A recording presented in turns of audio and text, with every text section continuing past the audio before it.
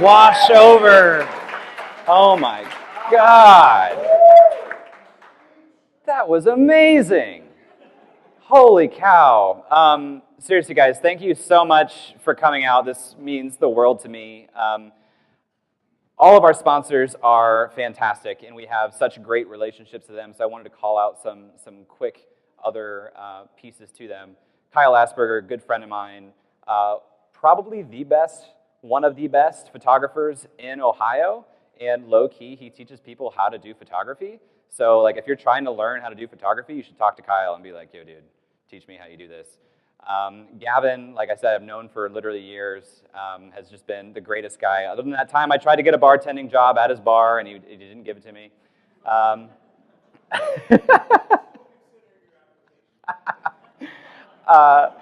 Lindsay and I actually went to the same high school, which is crazy. Improving has been incredibly supportive. I've met Andy now a few times, and super grateful for that. Super grateful for all of the sponsors tonight. We're in Gravity, and downstairs at the Roosevelt, they have a beautiful, beautiful mural done by Clay's team here in the front, Studio Freight. They do incredible work. So anyway, I'm just super lucky to be surrounded by all of these incredible, talented people. I'm looking at my friend Lee in the back sitting crisscross applesauce. All you guys in the back who are standing, I recommend that position. It's super comfortable. This is going to be like 30 minutes. One time, I went to an Iron and Wine concert at the Ohio Union, and everyone crowded to the front of that concert hall, and he played one song, and then he stopped and he said, "You guys look pretty uncomfortable. How about everybody take a step back and just sit down?" And it was the best. One of the best concerts I've ever been to, so highly recommend. Anyway, on to the show. Thank you guys for coming. Why are we here tonight? So, a couple reasons. I'm going to share my story of my last 10 years, essentially, and what I've learned about building relationships, which I also just call making friends. This talk could just be alternatively titled, How to Make Friends. I'm going to share how I build those relationships and what you guys can do to learn from it, hopefully, and mimic it. So, real quick, I got a lot for my ego from that round of applause, but just humor me. Who here has had a personal interaction with me at least once before? A lot of hands, awesome. And if your hand is not up, please come meet with me after the talk. I want to know who you are and what you're about. I've made a lot of friends since moving to Columbus 10 years ago. But what most people don't know is that I'm actually a pretty strong introvert. Stuff like this is draining to me, like really hard. And so working with Kevin over the last 4 months to pull this together has been a really great experience and made me feel comfortable in this. But situations like this are not uncommon. And so getting to be more comfortable in situations like this and taking advantage of the gift that aggregations of people like this can be is really great for you personally, and if you're running a business, it's great for your business too. If you're not familiar with introvert versus extrovert, introverts like me tend to recharge by spending time alone. Being in big groups of people is actually pretty socially and energetically draining, whereas extroverts, which is the other side of the spectrum, actually find energy being around these people. Being social is what pumps them up and gets them excited. So you can see the challenge of rooms like this, like I said, if you are an introvert like me. This is a scale which may not totally show up. We'll see. So introversion and extroversion isn't like an A-B binary type thing. It's more of a spectrum. On the left side, you have introverts who are like, please don't put me in front of a single person. And on the right side, it's like, I need to be around as many people as possible. But in reality, most people are somewhere along the spectrum. And I would put myself, here. Left of center, not as far left of center as most people, so I can kind of function in big group settings. But as you go out to events like this, just be aware, there are people all along the spectrum. And someone who may seem standoffish may actually just be like a pretty hardcore introvert. And they're just praying that someone will come up to them and make them feel a little bit more comfortable, which I'll get to here in a second. So growing up, I hope these photos show up. Growing up, I struggled a little bit in social situations because of this. I didn't look forward to big group meetings. I didn't have like a ton of friends. I wasn't in the cool groups. I played a lot of video games, and as Stacy calls out in this comment, most of these are Nancy Drew. My friends and I would literally gather on like a Friday night and say like, can we get through an entire Nancy Drew mystery game that's supposed to be like 8 hours of playtime? Can we do it in a night fueled by like super chill soda from Walmart? And we did. My friends were mostly fish, like this one, and this one, and this one, and this one. Some of them were big though. Some of them were big fish. And in 8th grade, I remember this girl named Rachel, who I was just like, had such a huge crush on, but I just literally could not figure out how to talk to her. I couldn't talk to any women or any girls at the time.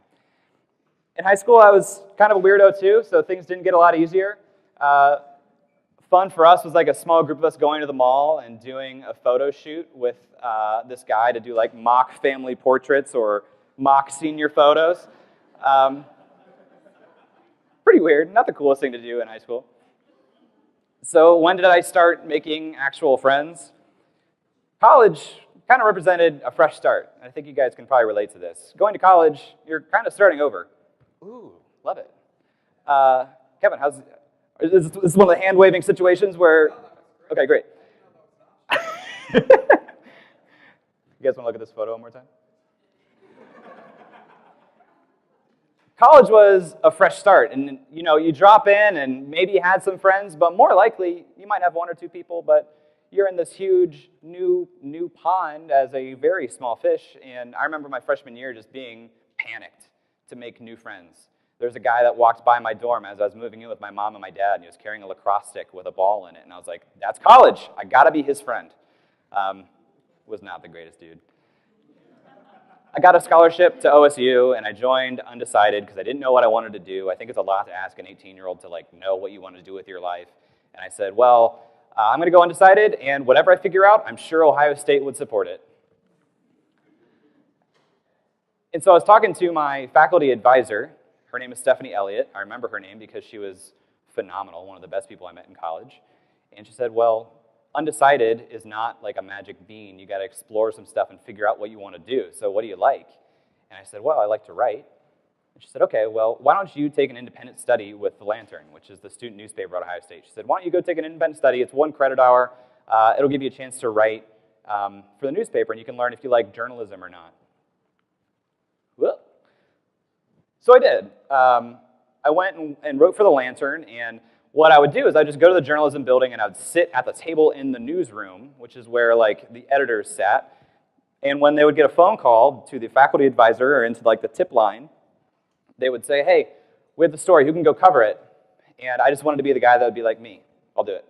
So the first story that I covered was the Ohio State students supporting the Egyptian riots for human rights. They were all out in front of the WEX, and they're like, go out there, figure out why these people are angry, talk to people, and write a story about it, which was like a bonkers thing to just be thrown into with no training whatsoever. But it was awesome, and I loved it. And what I learned at The Lantern, this is the first lesson I want to share with you guys. I'm going to share 10, okay? This is number 1, I'm going to share 10. The first lesson that I learned with The Lantern is that people are just people.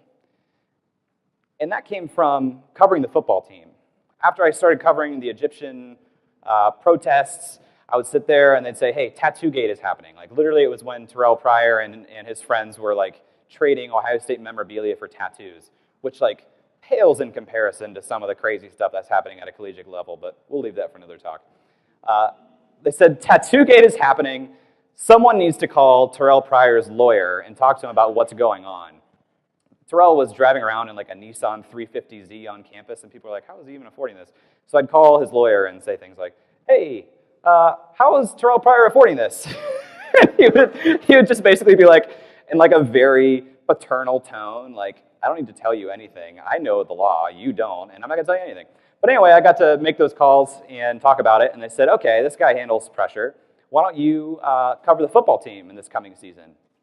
And the football team coverage was what everybody wanted to do in journalism. And so it was mostly reserved for juniors and seniors. And I just kind of lucked my way in. I got to go in the press box and cover a couple games. I got to go out on the field and wear cargo pants. Man, I'm so glad that photo doesn't show up. Wear cargo pants out on the sideline. I got to do media day, which was like this once-a-year thing where they brought all the players out, and they're like in their perfect brand new uniforms on this turf, and you could interview them in their shoulder pads, even though they weren't like actually practicing. It was really, really cool. This is a photo I took when I was doing media day. Braxton Miller was a freshman that year, and people were really excited. Even though this tattoo gate had just happened, and even though Luke Fickell's going to be the coach, like Braxton Miller is the guy. He's coming up. And I remember just being like, wow, I have made it. And there was no time to be starstruck because I'm interviewing Braxton, I'm interviewing Andrew Sweat, these people that I had like heard so much about, and guys like my dad and his friends are like really excited to see coming up. But now, you know, literally this is a text from a couple weeks ago. I just text Braxton like, hey man, you probably don't know I took this photo.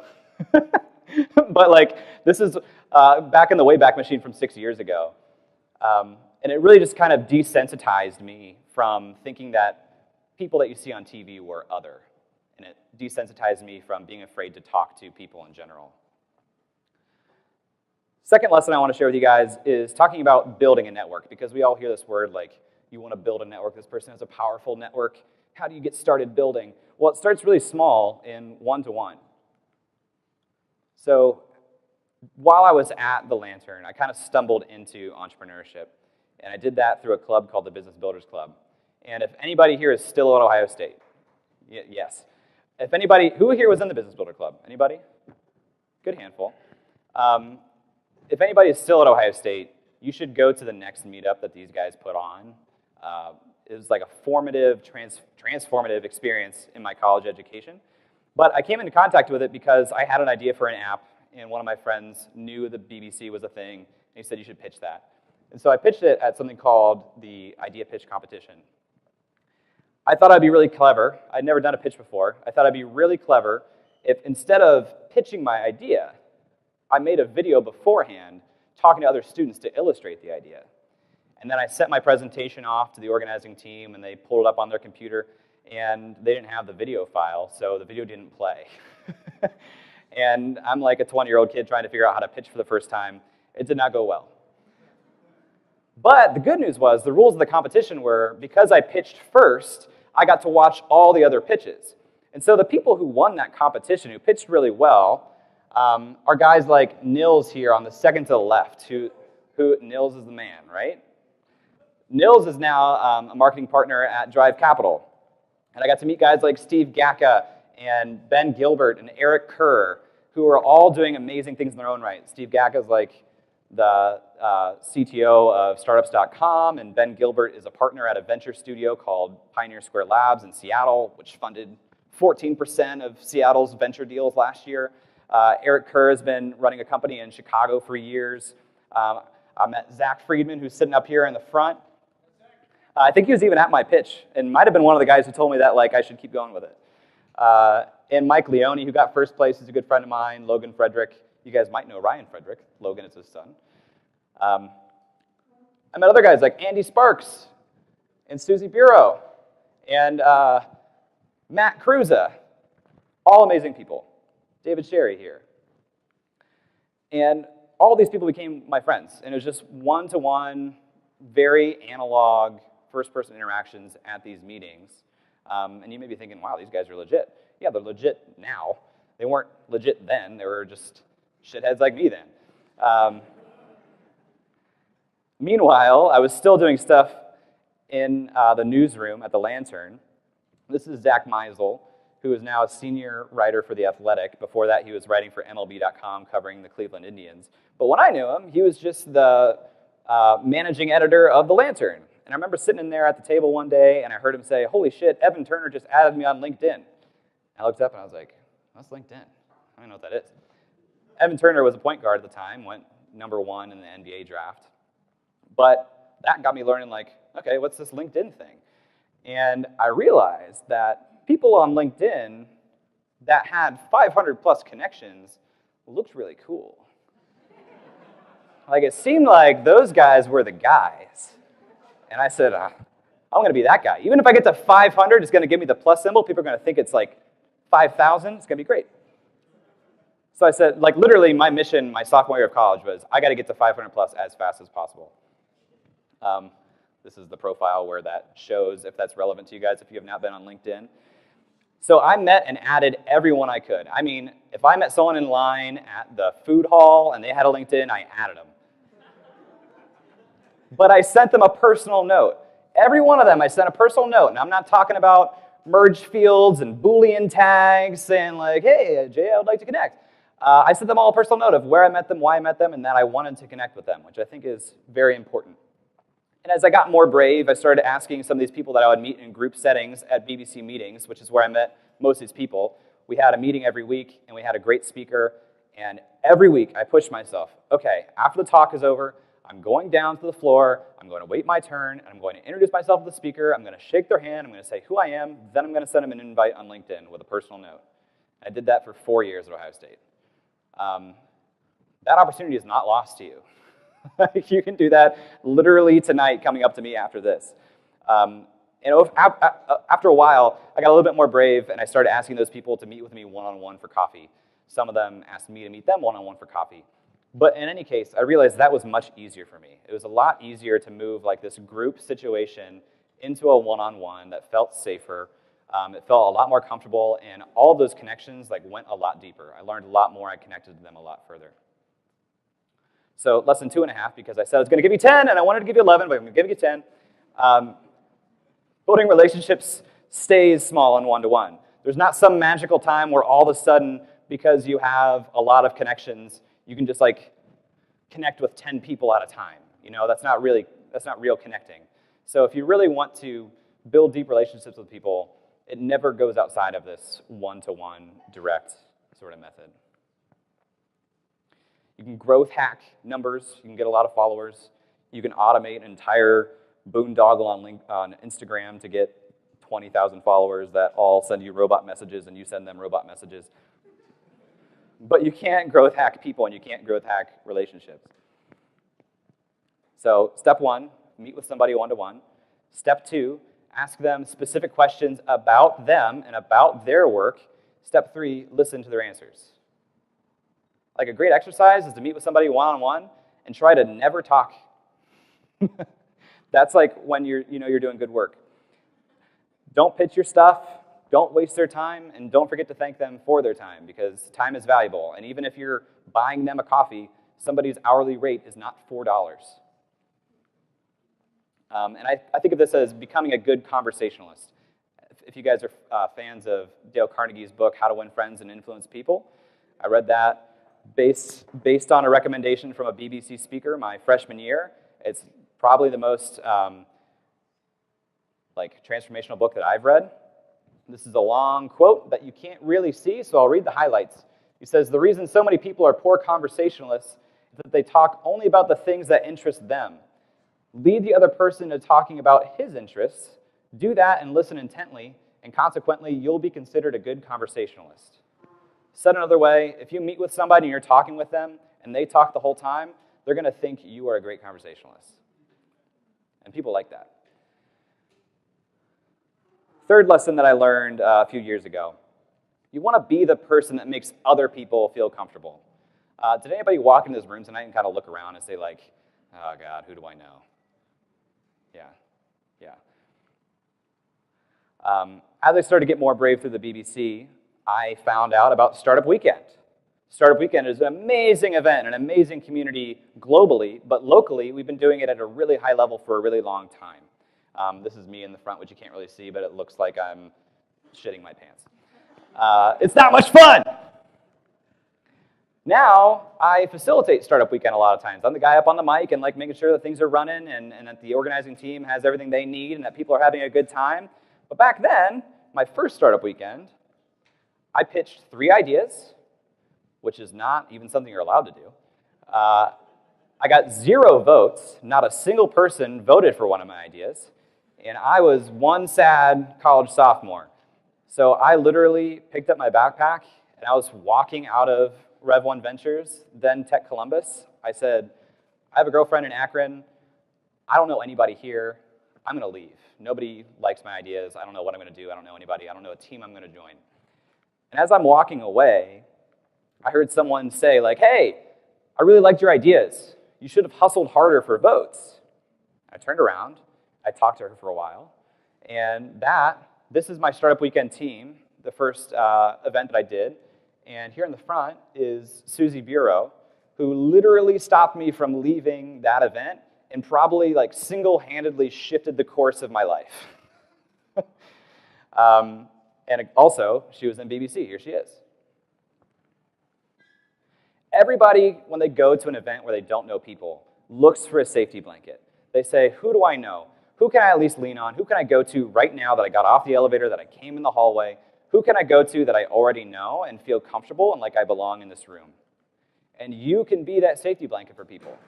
If you know people, you can be that person that they're like, Jay's here, Zach's here, Clay's here, Kevin's here.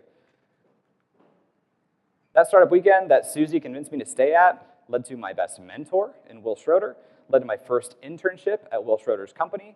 I worked with Gaka, whose face is obfuscated by this monitor. You never know where a relationship can lead. So that taught me another thing. I went to Startup Weekend, I started going to other events, and I realized, okay, I'm just going to keep showing up in these rooms that I'm uncomfortable and feel like I don't belong in. I'm just going to keep showing up. I showed up, and I showed up, and I showed up, until I was just kind of expected to be at places like this. People just thought I would be there. Sometimes my friends would go because they just kind of expected that I would be there. And consequently, people invited me to a lot of things because I was somebody they knew at things that looked like that, and they said it'd be great if Jay was there. It's really good to be a safety blanket. People want you places. After you kind of master the art of showing up and being in places and feeling like you belong and making other people feel comfortable, you can start to build your own room. You can start to make your own events, and that's what I started to do. I started throwing my own events. I organized Startup Weekend. I organized some founder dinners. I threw some weird events that literally I would make a calendar invite that said amazing conversation and invite 20 of the coolest people I know who probably didn't know each other.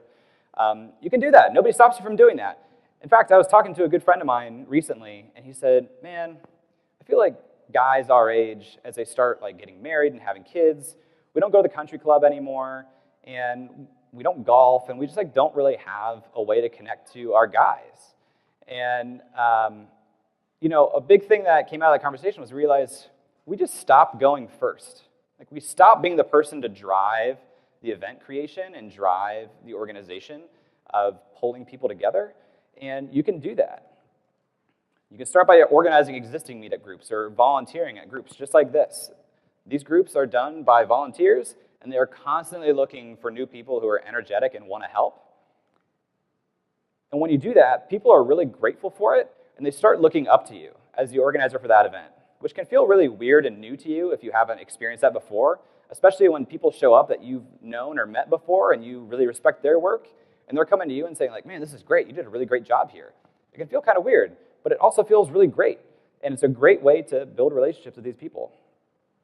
When you're the reason that people are pulled together, it's a super, super powerful thing. So lesson number 6. On that point of bringing people together, I started to realize that being the bridge between two people was a lot more powerful than I thought, and what that looks like. So after a few years of showing up and putting my own events together, my network had grown a lot. And I had that 500 plus connections on LinkedIn. I'm not going to tell you the real number. To the point where somebody literally called me the Walmart greeter for the city of Columbus, which is hilarious. And also not a paid position. But people started coming to me for introductions. And I was happy to do that. I was like, oh, you do awesome work. They do awesome work. Of course I'll connect you. For sure, you guys should know each other. I can't believe you don't know each other already. And when people have that first conversation based on an introduction that you made, the first thing they're going to do is try to find the common ground between them that they can start talking from. And the easiest thing is, hey, how do you know Jay? because they already know that they know you. And so like for a conversation to start and be based off of you, like they're gonna be like, hey, how do you know Jay? Well, let me tell you about this asshole. Like they're gonna assume that we're friends, so they're gonna talk positively about you. It's gonna reinforce how they feel about you, and it gives them a great place to like start the conversation. You are that common ground for them. After you start connecting people and you start building this network up, it really comes down to continuing to add value. I know, buzzword. Continuing to add value and earn trust any chance that you can. How do you maintain all of these relationships? How do you add value to hundreds, thousands of people? Like, isn't there something called Dunbar's number? If you haven't heard of Dunbar's number, here's some really small text I'll let you read. Just kidding. Dunbar's number is this idea that you're psychologically constrained to the number of close relationships you can keep and maintain. And the number that they studied and found to be true, or thought to be true, was 150. And I call bullshit on that. I don't think that's actually true. I think you can maintain a lot more relationships than that. And to illustrate that, actually, the way I heard it illustrated that I liked the most was this interview with Robin Dreeke on Kevin Rose's podcast. Robin Dreeke is a former FBI counterintelligence guy, and he realized that in his work, everything is built on trust. He wrote a book called The Code of Trust. And in this interview, he basically said, you know, you can have as many relationships as you can possibly build, as long as the last interaction you had with somebody was really positive. You can drop out for months, years, but if you come back into their life and again, you're being like positive and adding value, you're gonna pick up like no time has been lost. So as long as you leave an interaction with somebody you care about on a high note, as long as you're adding value, you can kind of come back into their life anytime and you're gonna be welcomed. Always be thinking, who can I help? How can I help? It's actually detrimental to just like call people with no reason or like text people with no value add. Like if you're just coming into their life to say like, hey, don't forget I exist, but you're not saying anything, you're actually just taking up their time, which is not adding value to them. So always be thinking, who can I help? How can I help them? And don't talk shit, ever. This one shouldn't take that much explanation, but I feel like it needs to be said. This is something that does not add value or earn trust ever. It will come back to bite you, and I'll say that again. It will come back to bite you, and I'm not saying that you have to like everybody or respect everybody. Just don't talk shit about them. Like, there's no upside value here. Even if you are talking to somebody and you're trying to create common ground by both saying how much you dislike this person, that's not actually net beneficial. It's find another way, find something else to bond over, because you're also sending that person a subconscious signal of, this person talks shit about people behind their back. And it's just not something you should ever practice. This is one of my favorites, and this is something that I feel like is an unpopular opinion, but you need to make a commitment to learning names. And not just saying, like, I'm going to try to be better. Literally make a commitment to say, I'm going to be someone who is good at names. The idea that I'm bad at names is a total cop-out. That's just you, like, not trying. It's you letting yourself off the hook. And if we go back to that book, How to Win Friends and Influence People, this is another great quote that has stuck with me for, like, close to a decade. A person's name is to that person the sweetest, most important sound in any language. When you're in a room like this, and somebody walks up, and they think of you as their safety blanket, and you may not have had a ton of interaction, if you can look at them and smile and say, Kevin, great to see you, how you been? That is so meaningful. And it could be on the street, it could be passing on the street. When you say somebody's name, you're giving them the signal that I care enough about you to like know your name. It's such a low bar, and all the time we're just telling ourselves, oh, I'm bad at names. What a shitty thing to be bad at. Like, nothing is more important in this world than people. And somebody's name is the lowest bar, I think, that you can learn. So step one, believe that you can do it. Because you can. You can do it. Stop letting yourself off the hook. It's all about immediate rehearsal and repetition. When you meet somebody and they say, hi, I'm Zach. Zach, great to meet you. It's literally a psychological issue if you don't rehearse something in the first however many seconds. I don't know the exact number of seconds, but look it up. If you don't rehearse their name, you'll forget it. It's in your short-term memory. It's like essentially your RAM, and you poop it out. If you repeat it immediately, it's better off. Something I like to do, and this is genuine, when someone says their name, I'll ask them how they spell it. Zach, is that with an H or with a K? And I'll say, that's with an H. And also a thing that I do, which I can't believe I'm telling you my secret, whatever they say, if it's a binary answer, if I say, is that with an H or with a K? Whatever they say, I say, awesome, good. I say, good. Because nobody's going to be like, I wish it was spelled the other way. They're going to be like, fuck Sarah with an H.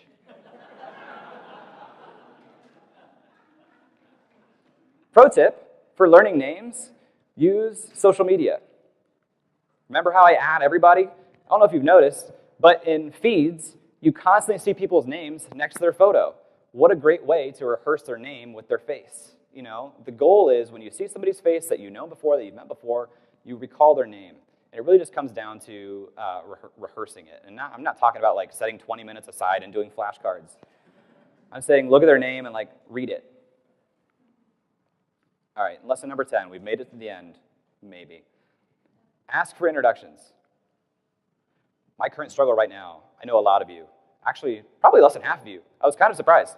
Right now, because I have so many people that are introduced to me, I have stopped asking for introductions to new people, and that's a miss. You should constantly be proactive about meeting new people because the world runs on people, and like there's no downside. Don't get complacent. Keep growing.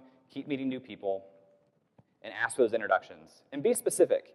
Don't just say like, hey, yeah, introduce me to whoever you want. Say, I'm trying to meet more people who are doing like creative agencies. I'm trying to meet people who can teach me photography like Kyle. I'm trying to meet people who are investing in startup companies. I'm trying to meet pre-Series A founders like we do on our podcast. Be specific because that starts to give an immediate tie to that person who they can introduce you to. People want to solve your problems, and when you ask for a specific thing, they'll say, how can I do that for that person? They rarely say no. And even more rarely do they think to proactively make intros for you, which is another reason why you should be the bridge and make intros.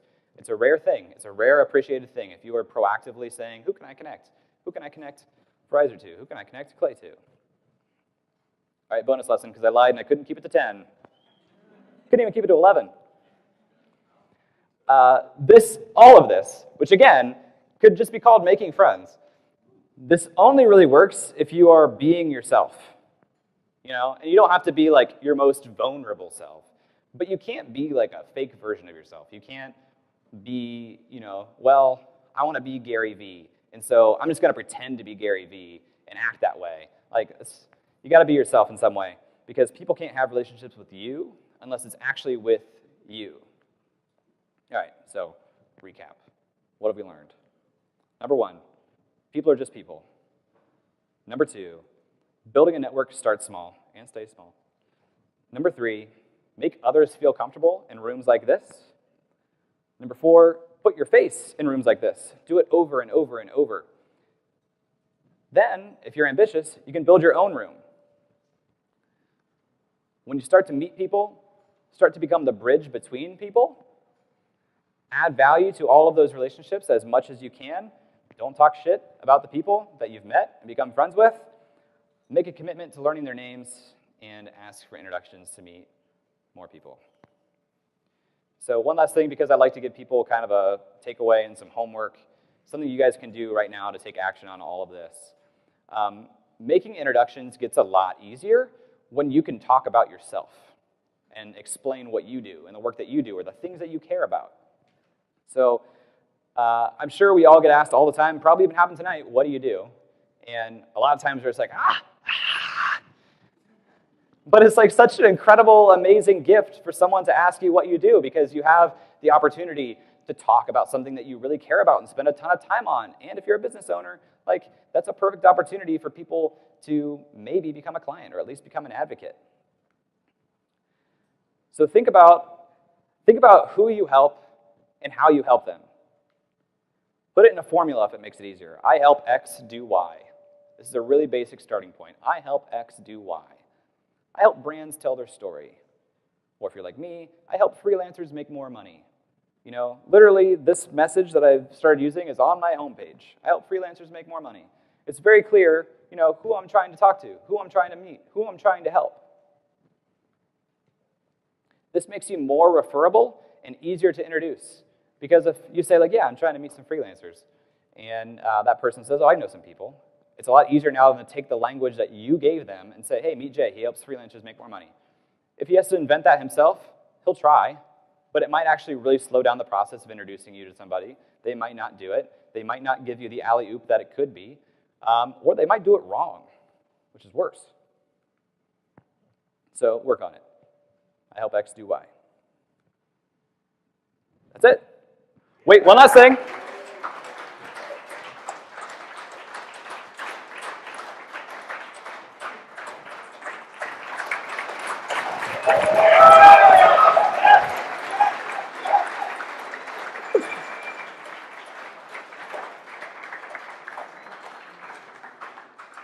If you guys want this presentation to send to a friend or reread sometime, go to jayclouse.com/CWG for Columbus Web Group. It's there. You can download it. I also bundled in some other free stuff that can help you sell yourself from a personal branding standpoint and also from a business standpoint. So thank you. I'm going to grab my beer. Product placement for North High. Here we go. You're going to have to repeat all these just so we get them on audio. So I've heard about this thing called Unreal. Can you expand on what Unreal Collective is? Question was, I've heard a lot about Unreal. Can you expand on what Unreal Collective is? So at a base level, I say Unreal Collective is a community for founders, freelancers, and creators. It's my core business. Flagship product in Unreal is a 12-week online accelerator. So I've worked with freelancers and founders all across the country, and even some in Canada. But for a 12-week period, we meet every week for an hour. Everybody in the program has their own individual project or business. I help them create a 12-week roadmap working together to get to that end goal. I put them in a group of 5 that is a group of peers. We meet every week for an hour, and we get to that final goal. And right now, bonus, applications for this accelerator cohort are open now until Friday. So tight turnaround, but if you are a founder, freelancer, or creator who wants to make a lot of progress between now and the 1st of September, you should go to unrealcollective.com or bug me. Cool. So I also heard about the Jay Clouse pen. Oh, no! Okay. What is that? He said, I heard about the Jay Clouse pin. What is that? You're right, I should have put a picture of this in here. Who here has seen a Kevin Mack sticker before? Yeah. So similar to the Kevin Mack sticker, I have my own parasitic souvenir. At one point, I was sitting at Cafe Apropos, which is, now defunct, rest in peace, Cafe Apropos, the best place to work late night, and now there's none. And we were sitting at one of the booths, which is also rare. You never got a booth at Cafe Apropos, but we did. And I got an email from Sticker Frog that said, hey, we're doing buttons now. And I thought, what should I get a button of? And my roommate at the time said, your face. And I said, done. And so I got like 150 circular buttons of my face that I started handing out to people. And then I ran out, and then I bought a second order. And I have some. So if you're looking for a vintage Jay Clouse pin, it was just me being a jerk. I think Gavin actually wore one for a while, and people asked him, like, who is that? And he literally said, oh, he died of cancer.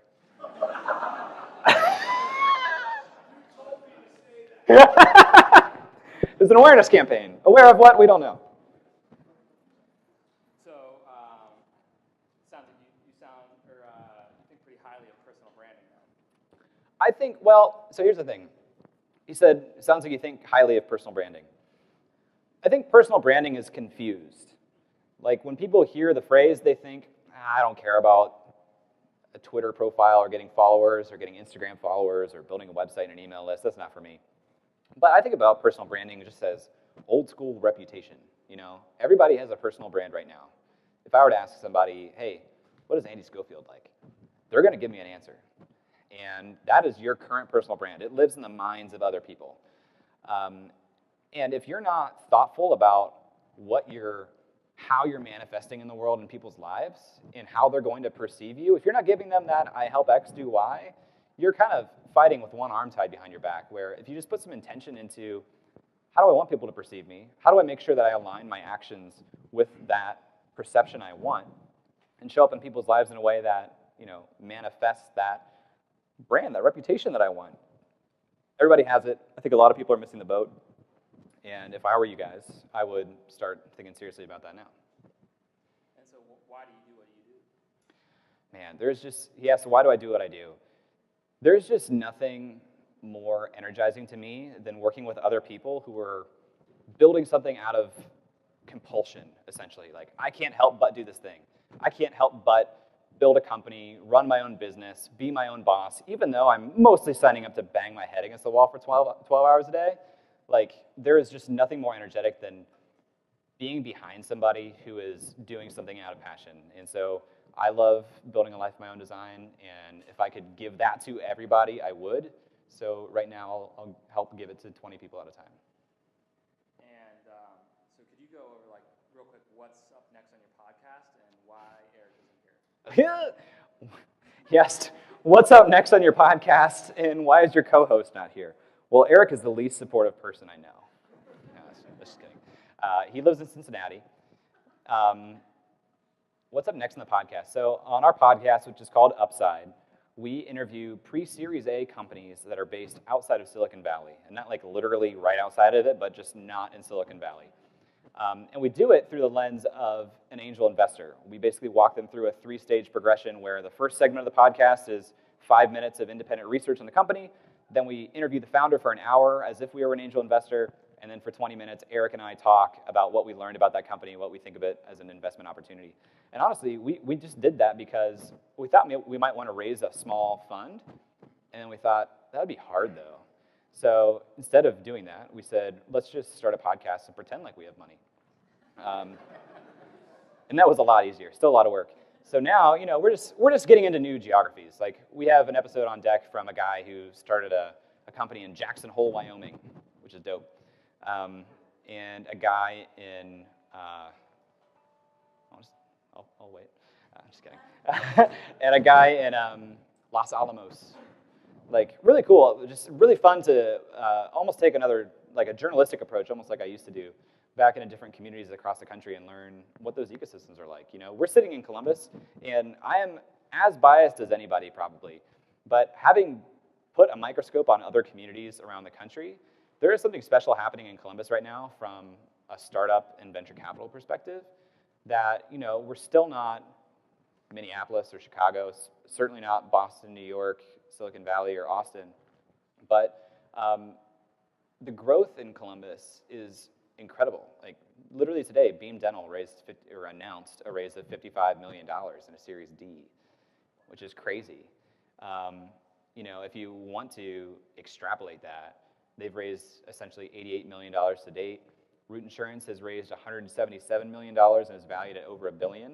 So if you want to do some bad suspect math, you could say that puts Beam somewhere around $500 million in valuation, which is crazy. And all of this is happening.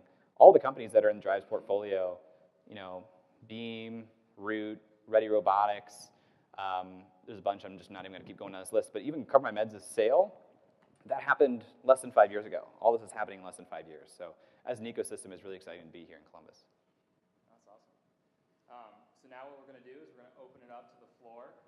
So if anyone has any questions, raise your hand. Since we only have one mic, we don't have to run a mic around, and then Jay will repeat the question for the video. I saw one there. Or you could come up to the front and run up here if you really wanted to. Hit me. I want you to come up. Come up. Let's have a conversation. Woo!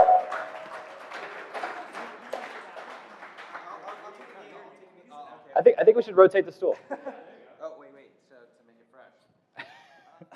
Okay, so month is actually Mental Illness Awareness Month. So, talking about building relationships, a lot of people have anxiety and depression. How would you say to actually overcome those obstacles in order to actually build those relationships despite the challenges that you have? Did everybody hear that, or should I repeat it? Okay, so question was, this month is Mental Health Month? Mental Illness Awareness Month. Mental Illness Awareness Month. A lot of people have anxiety and depression. How would you recommend overcoming that in situations like this? Listen, I'm not a doctor, and I say that in all seriousness. I'm not a doctor, and although I would say that I have anxiety, it's certainly not as severe as a lot of people that I've met. So first and foremost, if you're struggling with this, get help. And even if it's scary to go straight to a doctor, get help by telling someone you care that you're struggling with this. Saying it out loud takes a lot of power away from it, and gives you, someone to lean on who, again, isn't a doctor, but like slowly as you become more comfortable talking about it, you start to become more accepting, I think, of getting help. So if you want to try to, power through and go to events like this while you're still working through that process, go with a buddy, Go with a friend, get someone else to go, bring the safety blanket with you. And again, I think it's about leaning on people. Like, the world runs on people, and the more that you can lean on people, like, that should be your first priority. Mental health is a story of entrepreneurship that's not told, and it should be told more. So also, I would say, I don't know if Reed Walter is here, but Reed Walter has a program called Rise Mental Fitness Studio, and he offers just like a support group now because he saw the need for it. So I would check out Rise Mental Fitness Studio, which I think is risemfs.com, and start there. Thanks. Yeah. Thank you so much. Harley Blakeman, you want to come up here, Harley? Come on up. My question is, what's going on, by the way? Great job. Dude, thanks for coming. Excellent job. I've recently spent more time trying to build relationships as I have my own startup and I know how key relationships are. Recently had a very small glimpse of probably what you deal with more commonly than I do, of having a lot of people reach out to you at once. So my question is, in the realm of running your own business, reaching out to people that you're trying to connect to, and then having lots of people reach out to you, do you have any strategies on like how to maybe routine that, like create a routine for any strategies of like a time you allocate or like a thing you do to dedicate time or energy to making sure you're giving meaningful responses to those people? Totally. So Harley's question, because he is crushing it on LinkedIn these days and making great video content that's being seen and shared, and great written content that's being seen and shared. His question is, I'm getting a lot of inbound. How do I handle that elegantly and give it the attention it needs in a systematic or routinized way while also running my business? So this is like an awesome opportunity and blessing, right? It's like really cool. But also, you need to make sure that you're taking care of business. So honestly, what I've done that's been incredibly, incredibly helpful for me is I've basically automated the work of scheduling into Calendly. Calendly, if you buy a pro plan, which is like the top plan you can do, is $10 a month. You can set very specific windows and days that people are able to meet with you.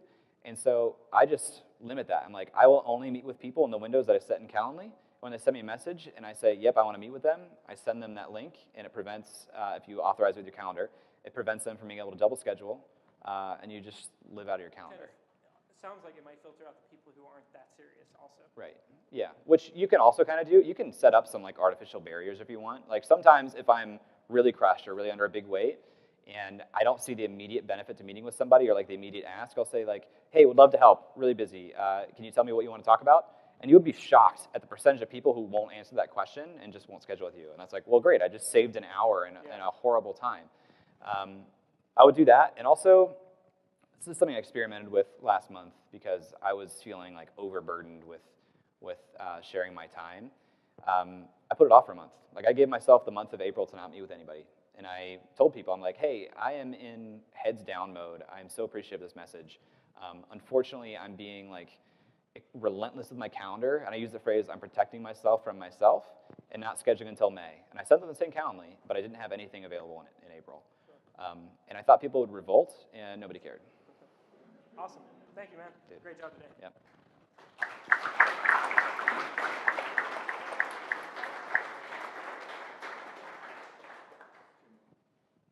Man in the back. Wanna come up, please? Come on up.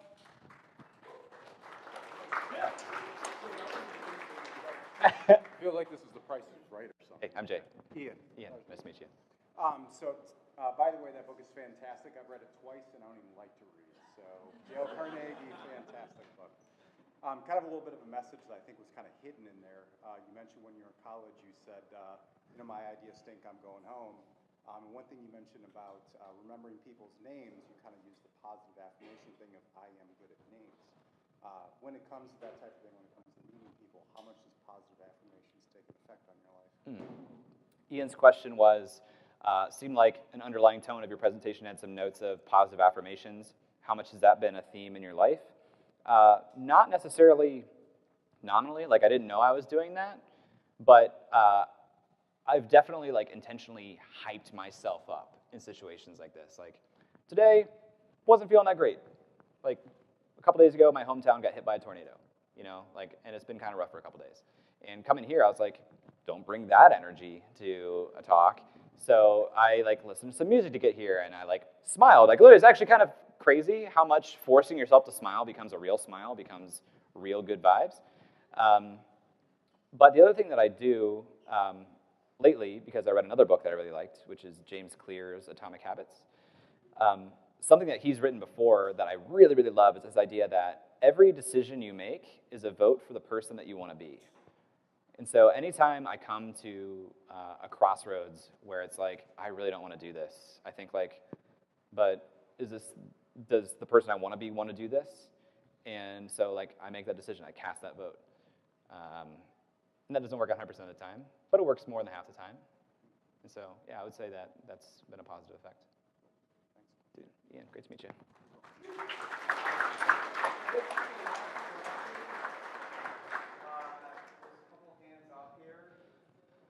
Man in the back.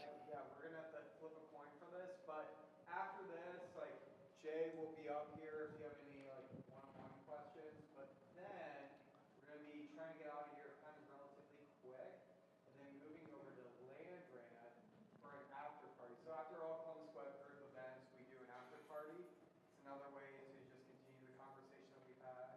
Hopefully, I can make Jay come out there and buy him a few drinks. There's a breeze out there.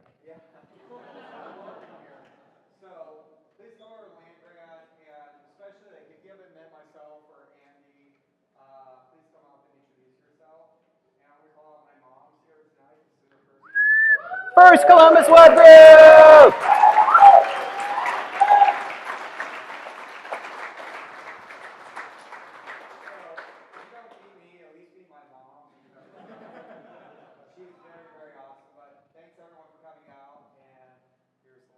Last question? Asgard. I want to ask you a question about your shirt. I don't know what it means, but I like NASA.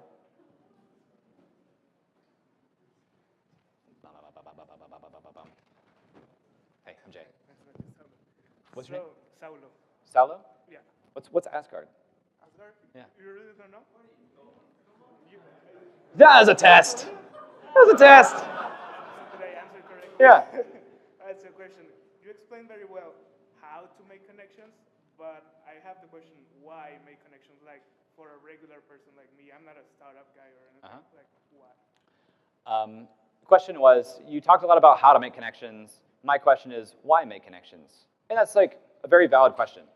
I definitely know some people who are like, I like to have my circles small. I know a handful of people, and that's all I need. And if that's you, that's awesome. I think that, we have a very limited time while our flesh suit is on this earth and animated. So it just doesn't seem like there's much better than getting to know other people while we're here.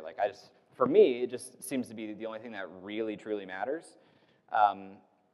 And maybe that's just come from meeting a lot of people and being really surprised by how resilient and awesome the human spirit is. But if that's not you, then don't. All of this works if you're saying, I want to meet people. And if you're saying, I don't want to meet people, then I'm not here to convince you that you should. Cool. So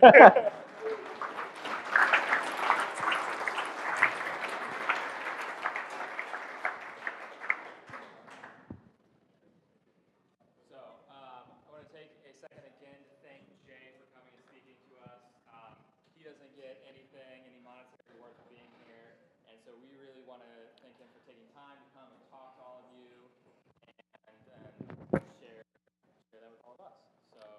Thank you guys for coming. Would love to meet you after this.